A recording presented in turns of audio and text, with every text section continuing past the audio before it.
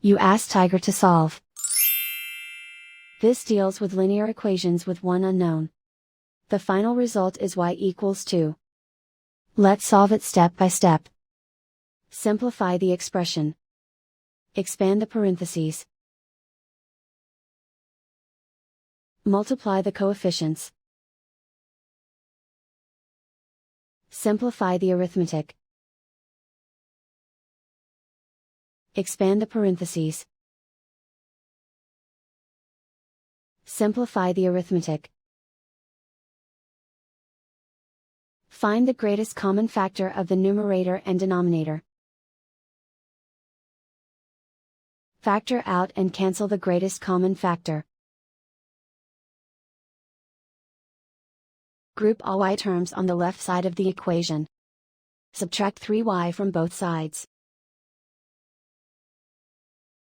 Group like terms. Simplify the arithmetic. Group like terms. Simplify the arithmetic. Group all constants on the right side of the equation. Add 8 to both sides. Simplify the arithmetic.